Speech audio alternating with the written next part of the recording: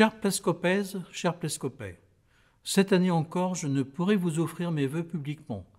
Les conditions sanitaires ne le permettent pas. C'est avec d'immenses regrets, mais j'ai le devoir de vous protéger avant toute chose. Cette pandémie n'a pas permis d'inaugurer plusieurs équipements en 2021.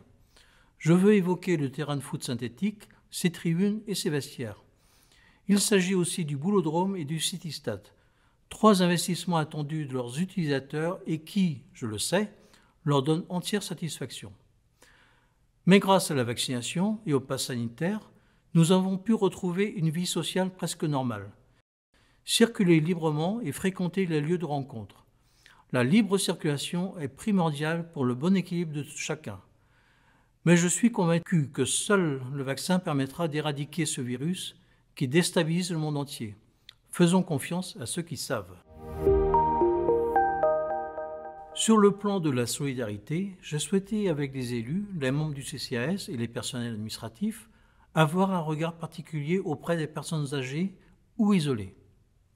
Elles ont toutes été contactées et aidées si besoin était. Je tiens à remercier toutes celles et ceux qui ont donné du temps pour les contacter téléphoniquement ou leur rendre visite à domicile. Nous avons aussi voulu que nos jeunes puissent reprendre leurs activités. Cela a été une des actions prioritaires. C'est pourquoi le service jeunesse a œuvré pour que cette population retrouve ses activités sportives ou de loisirs. Au passage, je tiens à souligner le travail des associations. Les présidents et les bénévoles se sont activés pour que la vie sociale reprenne en dépit des contraintes sanitaires imposées. Pour cela, nous avons voulu maintenir les subventions versées habituellement. Je remercie sincèrement les bénévoles qui réalisent un travail extraordinaire pour le bien-être de tous. La vie sociale passe aussi par la vie des quartiers. La commune est désormais couverte par des référents de quartier que je salue. Leur précieuse contribution nous permet d'améliorer l'environnement ou de rechercher ensemble des solutions adaptées aux problématiques soulevées.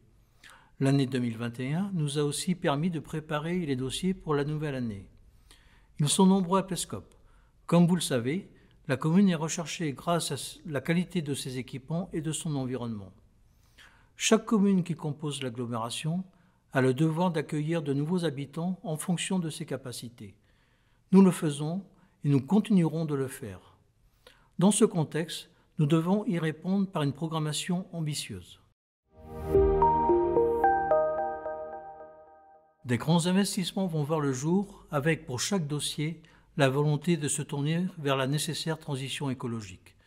Le premier dossier concerne la réalisation de l'espace culturel, qui comprendra une salle de spectacle, un hall de création, des salles dédiées à l'enseignement artistique et l'espace jeune. Cet équipement va se faire après une mûre réflexion menée au sein d'un comité participatif. Les travaux débuteront au printemps prochain. Le second concerne la construction d'une nouvelle salle de sport dédiée aux raquettes. Ces équipements auront une vocation intercommunale. Les pongistes et les tennismen pourront pratiquer leur sport favori sur une surface de 2900 m².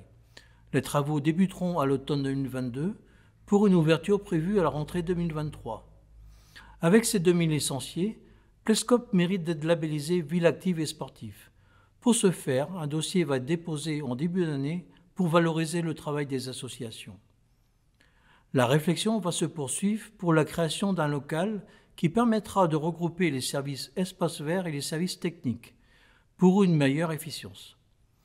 La pandémie a mis en évidence le besoin de se promener dans des cheminements mettant en valeur le bocage. Un comité participatif travaille à la création de nouveaux chemins dont l'un d'eux sera équipé pour des personnes en situation de handicap. Par ailleurs, un dossier est en cours d'instruction avec l'agglomération pour la création d'une piste cyclable entre Plescop et Vannes. Je le disais, Plescop est une ville attractive. Le nouveau quartier de Saint-Amand est désormais viabilisé. Il est prêt à accueillir des primo-accédants sur des lots libres et des nouveaux résidents dans des constructions novatrices. Une résidence intergénérationnelle est également en cours de réflexion. Dans ce quartier seront implantés la pharmacie et un cabinet médical.